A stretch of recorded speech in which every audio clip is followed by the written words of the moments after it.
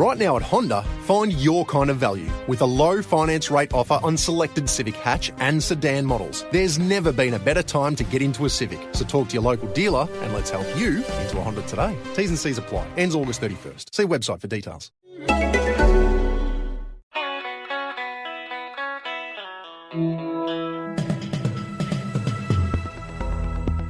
You're listening to Errol Parker and Clancy Overall, editors of the Betoota Advocate, on Desert Rock FM. Good afternoon, Betoota. It's that special time of the week again. It's time for the Betoota Advocate radio show with me, Clancy Overall, and Errol Parker. Yes, it is, Clancy. Broadcasting live from the Koala Studios on Druery Street. The latest from the news desk at the top of the hour. Traffic is back all the way to Arthur Road in South Betoota, just before the French Quarter exit. There's been a smash in the heart of town. Try to avoid the intersection of Cornwallis and Jones Streets in the old city district if you can. What else has been happening around town, Clancy? Well, a Betoota Heights man has just been convicted of his 7th DUI this morning at the local courts.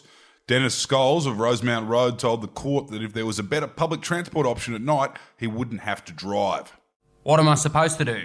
Walk? I'm sorry, I thought capitalism won the Cold War so we don't have to ride the bus. A brazened armed robbery was foiled overnight at the Dolphins Leagues Club by a group of patrons hell-bent on protecting their beloved club.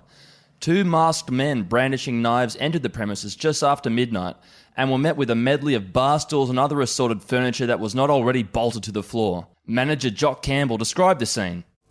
Yeah, it was wild. Should have seen it. These blokes just came in wearing balaclavas and told us all to get on the floor. Old Len jumps up, threw a stool at one of them, made a real nice clang against his melon. Peter Green picked up the ashtray off the bar, frisbeed the thing into the other bloke's throat from across the room. You'd only believe it if you saw it. Couldn't make it up. The 2 alleged robbers are still at large and police are appealing for witnesses to come forward. They're both described as being around 180 centimetres tall, medium build and wearing Nike Air Force One trainers. Well, I guess that's it for local news. What's been happening around the country and indeed the world this week, Errol? Well, the Banking Royal Commission has been hogging inches across many newspapers around the week. I think we even covered it. What do we do again? The headline goes, Turnbull concedes that he had to give banks time to shred documents before the Royal Commission. Yes, the Prime Minister told the media this week that he admits failures were made on the government's part in delaying the Royal Commission into the banking industry. In addition to that, Malcolm Turnbull also conceded and defended his judgment, saying he had to give banks time to prepare for the investigation. Yeah, the PM said to us there were a number of important documents that needed to be shredded. There were offshore bank accounts that had to be dusted off, all that boring banker speak. To the layperson, he said, the banks need to make sure that they were fully prepared and compliant in time for the Royal Commission. If it were to start without the banks being prepared, it would have cost the taxpayer even more money and taken jobs overseas. Turnbull finished by saying, is that why the people of Australia elected my government to power? No. Kane Frankston has texted in saying Malcolm actually couldn't comment until now because he was holding back a week-long tennis tournament in Point Piper with a bunch of banking friends. Their backhands were aplenty. And another backhanded compliment was handed down to the Prime Minister with a headline that we published earlier. Turnbull attempts to feel disgusted at Banking Royal Commission's findings.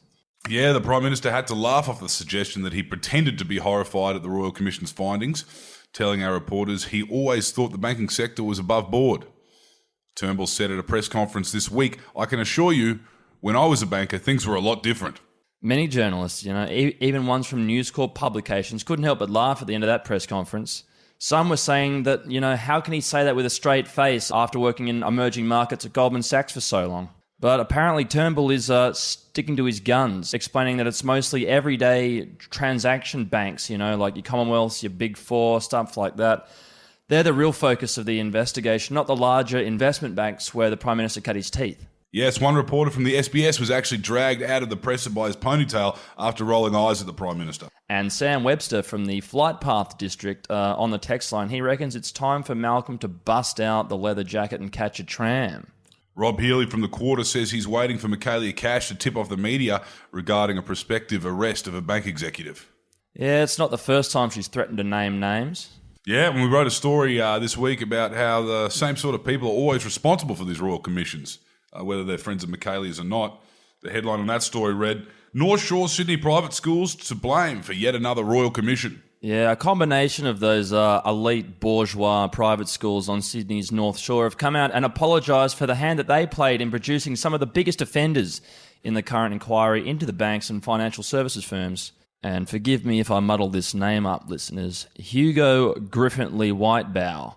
He's a spokesman for the prominent ex-private school old boy group, the representative institution of childhoods only at elite education or rich boys, has come out and said, "We are sorry for this. At least you can't blame us for the Don Dale Commission. That's some low-level family-ruining shit." Charming. The Royal Commission has been asked to investigate whether any of the Silvertail mates of Tony Abbott who are working at Australia's financial services entities have engaged in misconduct, and if criminal or other legal proceedings should be referred to the Commonwealth. It comes at the back of the Royal Commission into Institutional Responses to Child Abuse, which also saw the exclusive institutions of North Sydney private schools to blame for a fair chunk of the misconduct, but mainly their educators, as opposed to students.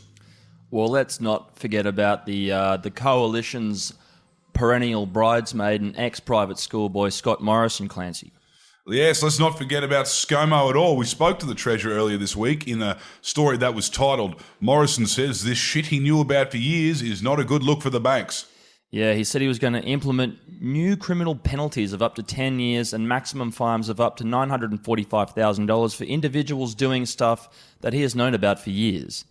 Some of the initial findings show rampant breaching of the Corporations Act, actions which have ruined the lives of thousands of Australians and until now only a sackable offence upon being caught, with very few bankers facing criminal prosecutions.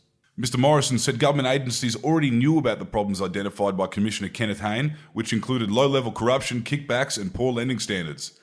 He said, "I can't believe this shit I've known about for years has been happening for so long." ScoMo did say that to us, though, that he'll try and do as much as he can about this. But it's not like they've done anything super immoral like claiming Centrelink without declaring an income of over $235 dues a week. Yes, our Centrelink will come for you. You might need a Royal Commission into the banks to actually hold some of those high-end lenders and finance types accountable. But, you know, if you find yourself walking away with a bit more than you should at Centrelink, they'll come and find you. They don't need a Royal Commission into that. Well, I think this is a good point then to bring in our guest, Glenn Druery, who is an election campaigner and political strategist who's versed in the dark arts of democracy, as you would say. Yes, his name is the Preference Whisperer. He's responsible for some of the most obscure political figures in both state and federal elections around Australia. We can talk about the political games that were played to prevent this Royal Commission until the cows come home, but there really is only one person in this country that knows the game as well as today's guest, and that's him. He's one of the true political animals in Parliament House, and he's owed a lot of favours, but of course, with that comes a lot of enemies. It's for this reason we've had to host this interview on his boat today, so please forgive the lapping water in this interview, listeners, as we were located somewhere in the Gulf of Carpentaria and had to get a few beers into him before he really gave us anything. Well, here we are with Glenn Druery, a iconic member of the Australian political machine, a cog, you could say, sitting in his boat in the Gulf of Carpentaria, Errol and myself. Mr. Druery, we'll just start by asking you if you can, in simplest terms, describe your current profession. I'm a senior advisor to Hinch, Senator Darren Hinch, and when I'm not doing that, at election times, I've been doing, for the past 20 years or so, playing with numbers and helping ordinary people enter the political process. The media dubbed me first the Preference Harvester, then the Preference Whisperer. So I'm just waiting to become an ism somehow. Could you help me with that? Drueryism. Drueryism, I don't know, or Glenism? Glenism. Glenism. The School of Glennism. School of Glenism. Yeah. Sounds like a disease, really, doesn't it? No, maybe not an ism. So in layman's terms, how do you take these numbers, this, I'm assuming it's raw data, that's been in the headlines recently now with Facebook and the Cambridge Analytica thing, they're all been harvesting numbers and data. So how do you use that data to springboard normal, everyday people into the political sphere? No, I tend to ignore most of that stuff, really. I mean, Yeah. I'm lucky. I think perhaps maybe I was dropped on my head when I was a baby, but I can look at numbers, political numbers, and they tell me a story. And I'm very fortunate that I've been able to help lots of ordinary people enter the political process for the last 20 years. So what skills do you need to do what you do? Basic maths. I mean, I think Anthony Green could do part of what I do, but I don't know that his interpersonal skills are probably where Yeah. they should be. So that's just as important. Anthony is very good at figuring out what I've done after I've done it.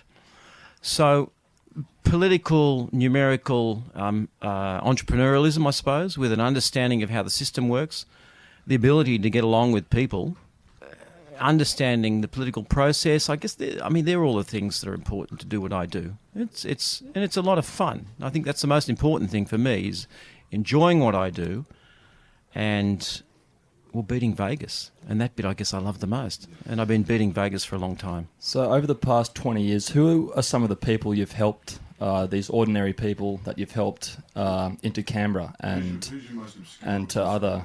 Most obscure? Well, probably the most famous is Ricky Muir.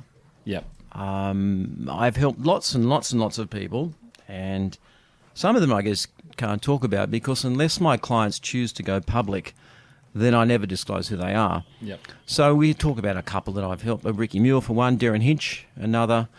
At one time, my fingerprints were on 7 of the 8 crossbench during the so-called feral years that the last Prime Minister dubbed the Senate. I've worked with both major parties, even the Greens over the years. But I think Ricky Muir probably stands out as the most prominent. From Ricky's point of view, was truly the accidental senator. He was never meant to be there. He was not a client. He paid me no money. In fact, the reason Ricky is there is because my client in Victoria, who started off life as a used car salesman, and I'm sure there's some wonderful used car salesmen out there, decided that he wasn't going to pay my bill. And then he threatened me with all sorts of legal action and whatnot, and I just flipped a few numbers around. I picked the most innocuous person I could find, and we put Ricky there. And as it happens, Ricky turned out to be a pretty good senator toward the end of the day. He was a little bit green at first, a little bit slow on the uptake at first, but as he settled in, Ricky was starting to develop that reputation of the everyone's senator. Yeah.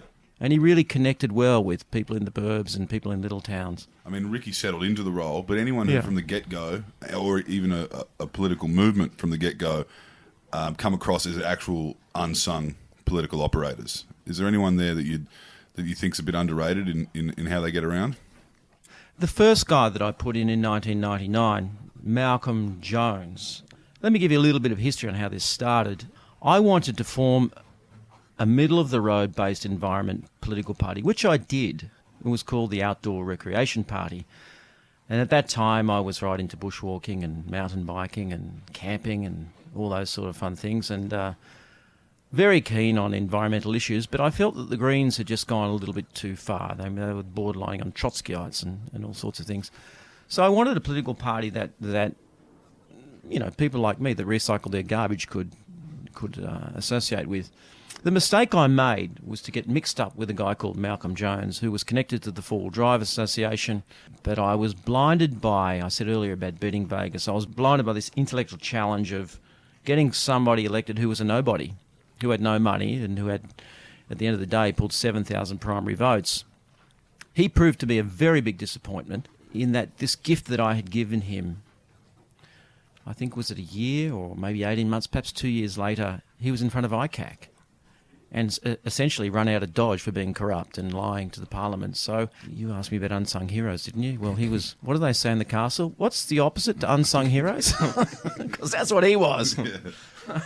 So just to deconstruct exactly what you do for those playing at home, you get these votes for these small, innocuous parties and you pool them together to kind of put it behind one person, which hopefully gets them across the line. Oh, in simple terms, yeah.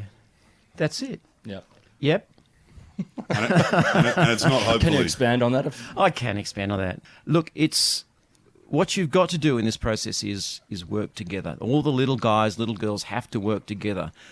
Before I came along, there was no organisation within the minor party structures, and their primary votes were dissipating through preferences all over the place. It was this preferential shrapnel flying in all directions, and it was predominantly benefiting the major parties. What I put to the minor parties was work together. Regardless of the colour of your policy, of whether you're green or blue, pro this, pro anti that, work together, because what you have in common is it is you versus the major parties. And the major parties, sure as shit, don't want you there. And that's what they did. And since I started doing this, well, we've seen a proliferation of what I like to term ordinary people entering parliaments all over the country. Almost every state at one time or other in the last 20 years has had minor parties with the balance of power. We see it in the Senate right now. We had it in the Senate in the last government where minor parties had the balance of power. And good things are being done, or should I say bad things are being stopped. Minor parties stopped the $7 Medicare co-payment. They stopped the 40% increase in tertiary education fees that Christopher Pyne wanted to put upon us. They saved ARENA. They saved the Clean Energy Finance Corporation and so many more things. So I don't accept what the major parties say, that we are somehow playing the system. The system was put there by the major parties to benefit the major parties. What I've done is loaded their own gun and pointed it back at their heads. Yeah, and they've tried to stop you through laws. Oh, well, they have. I guess I'm the only guy in the country that's had laws initiated to stop me doing what I do. Is it 4 or is it 5 times now? But most recently with the so-called Senate reforms. I don't like to use the word reform because reform implies it's somehow better, but the changes made to the Senate voting system prior to the double dissolution election, and those changes were pushed through by the government with the support of the Greens and Nick Xenophon.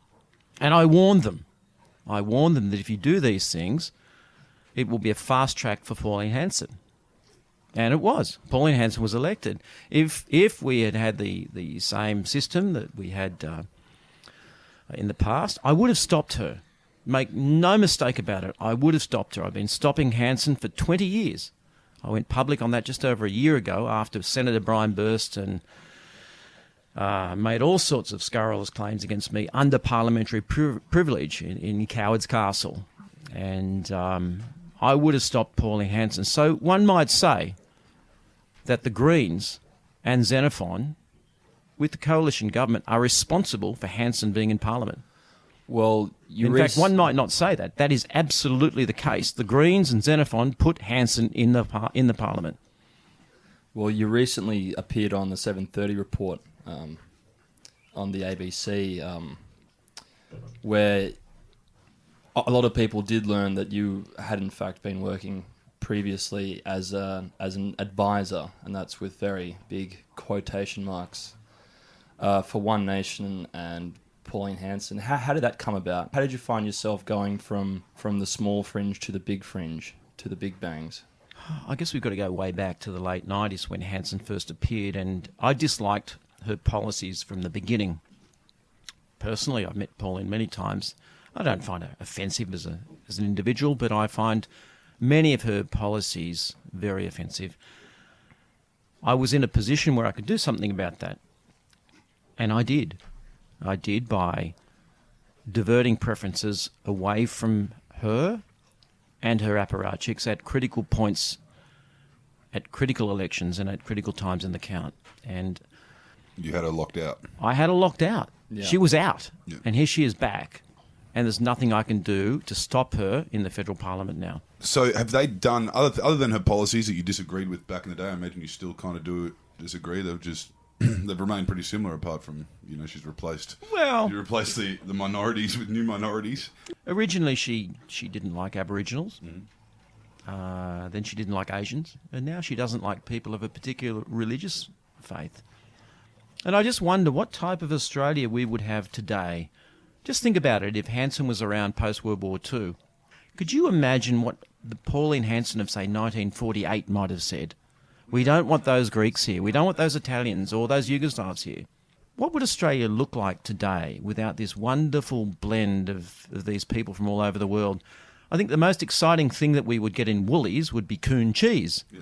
There'd be a lot less concrete around too. Oh, there'd be a lot less concrete around. I think things we take for granted, like the cappuccino in the morning, Yep. that wouldn't be here. So when you're working to undermine Hanson, so you were essentially a mole on the inside of the I organisation. never charged her any money. Right. Never. But you were a double agent of sorts. She thought you were her guy. She was under the proviso that you weren't actively trying to I undermine was her. I was doing what I like to term a community service. Yeah. Yep. And I did it well. I kept her out for a long, long time. Have you felt any consequence from doing that? Have you burnt None. a bridge with One Nation? They'll be back. Well, Look. Gone are the days now where I can give them advice and they'll blindly follow it. And that advice was designed. It was like giving them the political version of arsenic. Yeah. And they took it every time, and with a little spoonful of sugar, and that was it. They were done, time after time after time. And you know what? It's not personal. To me, politics is like a game of footy. When it's on, and you do what you can within the rules to destroy the other person. And afterwards, have a beer. And that's how I like to play professionally too. Are you done with One Nation? Do you reckon there's a bit more dying they could do? There's nothing much that I can do them federally. In New South Wales, of course, after 1999 and the tablecloth ballot paper, the rules were changed, so not much I can do to them in New South Wales. I did put a big spanner in the works for them at the last Western Australian election in March of last year. About 2 months out, One Nation were polling such that they would have, should have, and could have won 9 seats.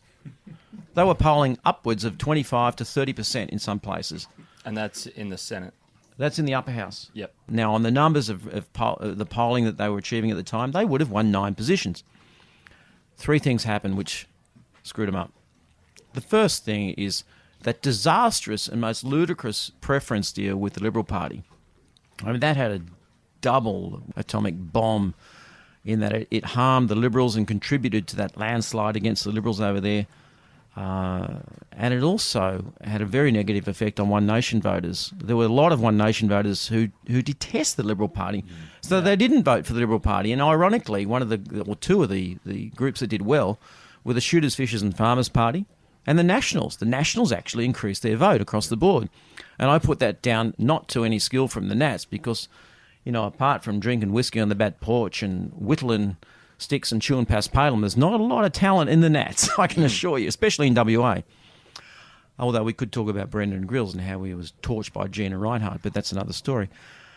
That disastrous preference deal was the first spoke to break for One Nation. Was that a hospital pass from you? Was that the deal they did with the Liberals? No, I was on the outer by that time. Yep. Definitely on the outer. Burston, Senator Brian Burston from New South Wales had finally woken up. It took him a little while, but he finally woke up. The second thing that was a problem for One Nation was their greatest asset and also their greatest liability, and that is Pauline Hanson herself. I could show you on a graph on how their polling went down. 2 weeks out from the election, when Hanson came into town, they were in free fall, mate. You was pull the ripcord. Every time she opened her mouth, it was on the front page. I mean, she said Putin was a good bloke, and it just so happens that the family that died on that plane that Putin ordered to be shot down came from WA, came from Perth, for goodness sake. So that put them in free fall in the polls. But they still could have and should have won 6 seats. They only won 3, and it was me and doing my preference work that stopped them picking up those 3 seats in the city. You were working with you can't say which parties you were working with in that circumstance. Oh, in WA? Yeah. Yeah, I can. I worked with a rather obscure party over there called the Fluoride Free Party, Yeah. which were nearly elected. The Daylight Saving Party, the Western Australians, like the Queenslanders, are still a little bit behind the rest of us, and Worrying about the curtains. yeah, well, And the cows. and the cows, and you know, I think they need to look at all the tomatoes we produce here with the extra hour of sunlight. So the Nats are in real trouble. Yeah. The Nats have been on a bit of a flat to downhill run for the last 20 years. Do you think there's any real competition for them in the real regional areas? Oh yeah, absolutely. In the far west, Have a look. in Just the far just southwest. watch what's going to happen in the New South Wales election of March of next year.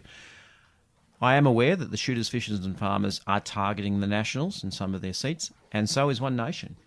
Now, interestingly, the bottom line of what might happen there is the Greens could pick up seats, particularly in the north, particularly around Lismore, particularly up in the Tweed. In Byron. Yes, Yeah. all of those areas, and we've got some Greens up there now. The Greens are very strong up there, And even the Nats up there are half green. Well, I suppose they'd have to be, wouldn't they? Yeah. up there.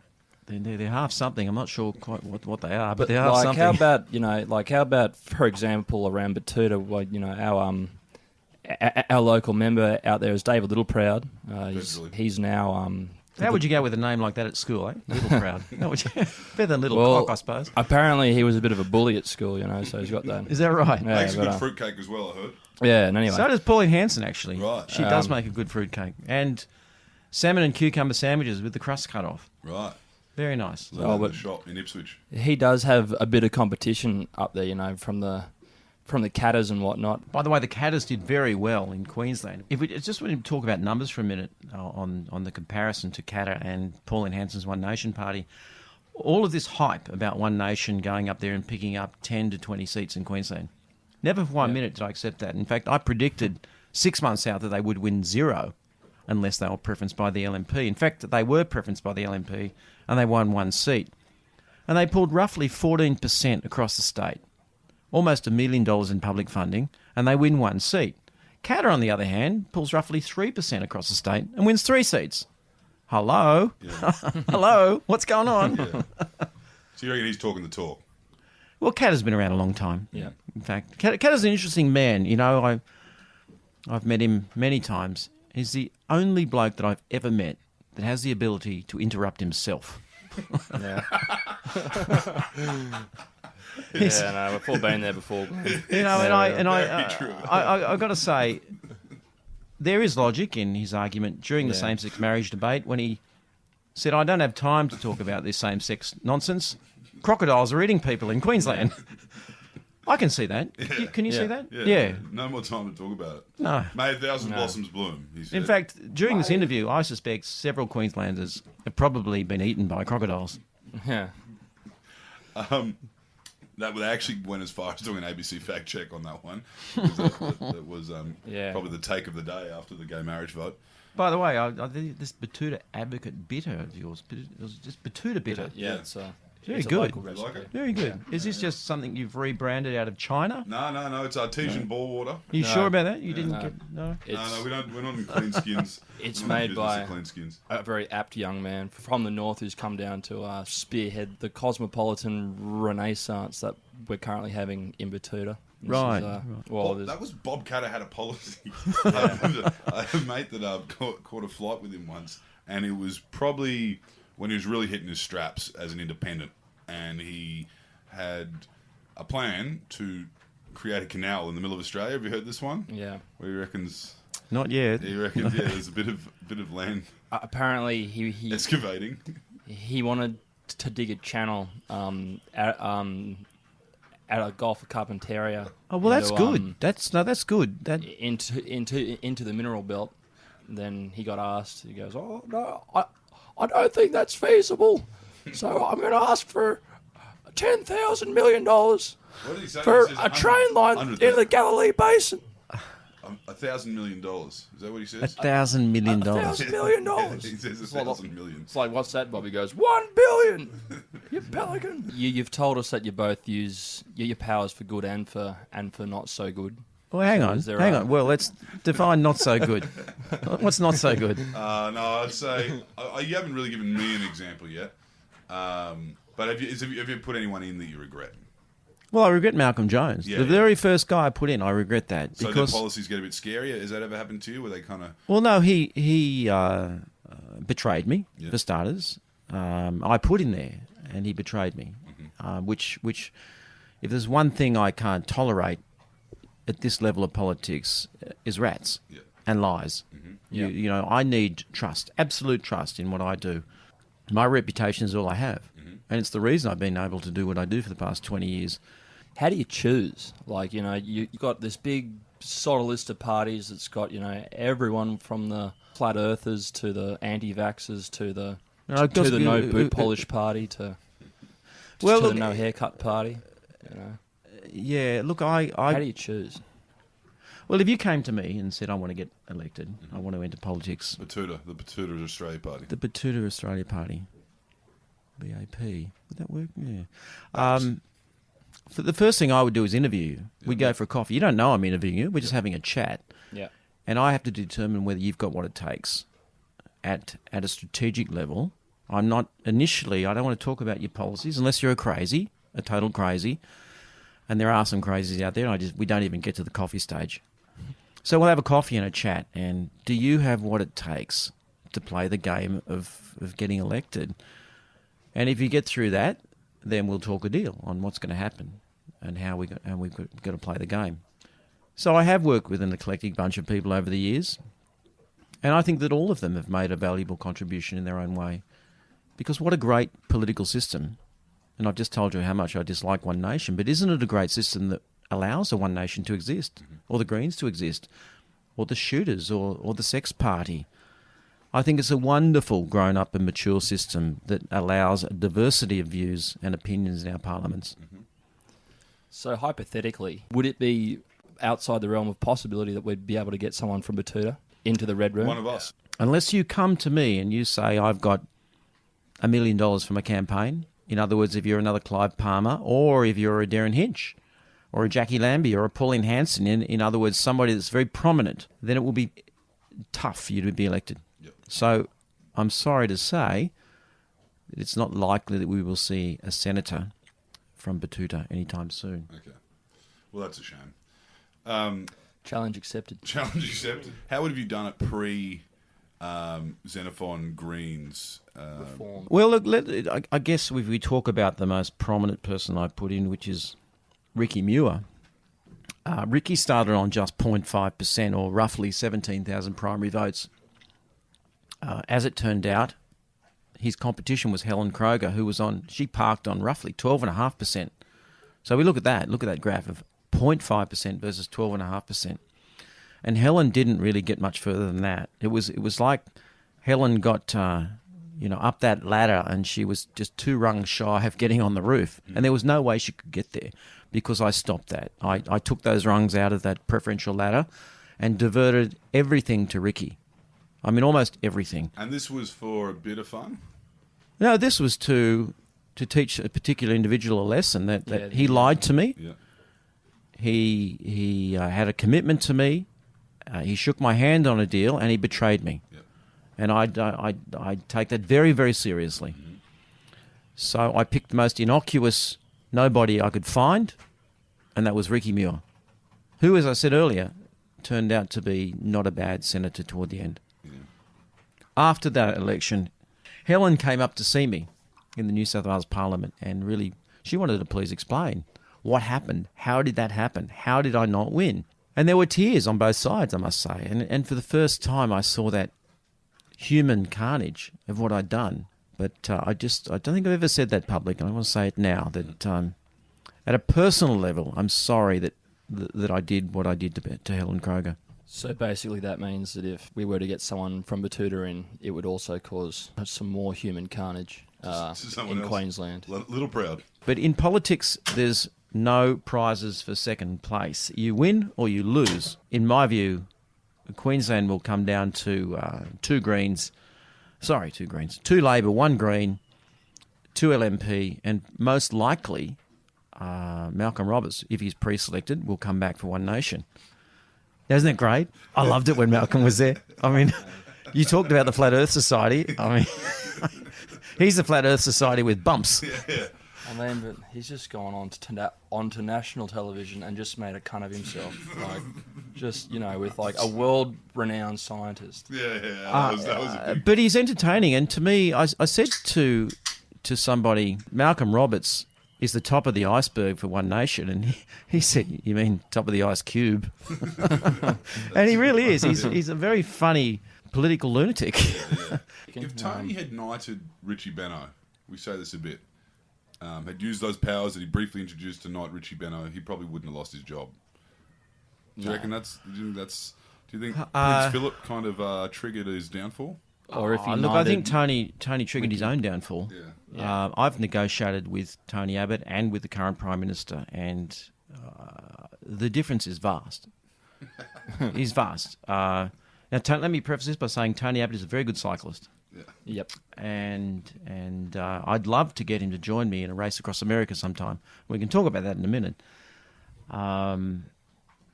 When Tony Abbott it took us back to the days of the 1950s where there would be knights and dames and ladies and whatnot. There was a very interesting and what I thought funny protest. Somebody got to the road signs between Sydney and Melbourne and changed the metric back to imperial. That's pretty good. I thought that was really good. Let's just go back to the last century. Your road racing. How did you get into that, and how is In my early 30s, I was wrongly diagnosed with bowel cancer and told that I didn't have long to live. No, I could go into all the details of what happened over the next 2 years, but I'll just get to the point of saying that I became very, very ill. I'm about 79 kilos now. I got down to just under 60 kilos at that point, and I remember my son's 4th birthday. I was so weak that I couldn't push him on the swings. It was a terrible time. Ultimately, it was determined that I had diverticulitis. I had a third of my bowel removed, and I've been fine ever since. But what happened after that, I remember coming out of hospital and had dinner, and I didn't get sick. And I had half a glass of wine, and I didn't get sick. So I drank all of the wine, and I didn't get sick. So I drank the bottle. Yeah. And that continued for 12 months. And I went from roughly 60 kilos to 100 kilos. And I became Mr. Porker. Mm-hmm. And I remember watching a video of me on Christmas Day. And until I realised it was me, I said, "Who's that fat guy in the..." That's me. So the very next day, I decided I had to do something about it. And I rode my bike down to my parents' place on the Shoalhaven River, which was about 160 Ks. So you just went straight into it. Just jumped into it. Just That's like my life. Just jump in. the next day. I near died. I was on a shitty old mountain bike in shorts and t-shirt. 160 Ks. Fuck. I knew nothing about nutrition and exercise and sport, so I figured I better not eat breakfast. So it was just scorched earth. Let's get some of this weight off. Oh, do it now. Just do it now. It was either that or liposuction. How I couldn't sore was afford your liposuction. gooch? It was pretty sore. Roller It took me coaster 12, maybe 14 hours, as I recall, and I made it down to my parents' place. And I remember seeing my cousin, and I hadn't seen her in a couple of years, and she said to me, "You look fucked. You look like death." And that was the beginning. In 2003, I participated in the 1200k Paris-Brest Paris, the oldest cycling race in the world. And it was there I met an American guy called James Kern, who invited me in 2004 to go and do the 5,000-kilometre race across America. That didn't come together. They had issues their end. But in 2005, I did my first of 4 race across Americas, and it became part of my soul, part of who I am. Something happens to you in an ultra-distance event like a 5,000-kilometre race. You see yourself. It's like looking down your throat at who you are, with all of these social niceties stripped away, and you see the real you. There's no hiding from that. Sometimes you disgust yourself in what you're doing, and other times you're on a high that I can't possibly describe in words. It is the most amazing, incredible experience of my life, outside of family, friends, and loved ones, of course, but I've done it 4 times, and I'm hanging to go back. I'm hanging to go back. And you're hankering to do it one more time. Well, I went and actually spoke to Tony Abbott. Yep. Now let's forget about Tony Abbott's political view on the world, but he's a pretty good cyclist. Yep. And I said, "Tony, would you like to do this? I'd like to put a team together." And the former Premier of New South Wales, Rees, I made it known to him that I'd like to put a team together of politicos. That hasn't come together yet. You know, we've got issues as sponsors. Yep. We could make an overt plea here to some corporate out there that would stand to gain from the corporate tax cuts if they come through. If you're going to save millions, hundreds of millions of dollars, throw a little bit my way and sponsor us in Race Across America. Or what about Subway? They're a sponsor of yours, aren't they? Yeah. Subway. How about Thanks for bringing Subway? that up for us. Subway, would you like to sponsor me and some other politicos to do Race Across America? And we would eat nothing but Subway. It's one of the key differences between the 2 styles of Abbott and Turnbull. Yep. Abbott would negotiate from Liberal Party principles and would be very difficult to deal with. And when things didn't go his way, he'd call them names. Feral. Turnbull, on the other hand, negotiates with his hands out and how can I work with you? How can I deal with you? And to his credit, he has pushed through a lot of legislation, albeit, legislation that starts out looking like X ends up looking like Y, but nevertheless, he is doing a much better job with the crossbench than did the former Prime Minister. Right, well, we might wrap it up. Thanks for having us on your boat out here in the Gulf.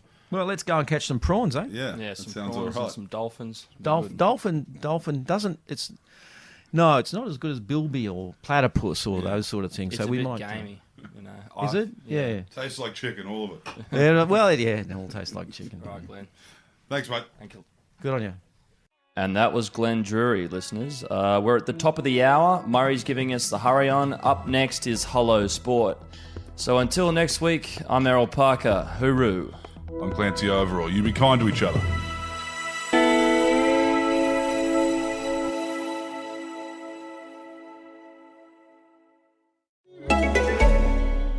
Right now at Honda, find your kind of value with a low finance rate offer on selected Civic hatch and sedan models. There's never been a better time to get into a Civic, so talk to your local dealer and let's help you into a Honda today. T's and C's apply. Ends August 31st. See website for details.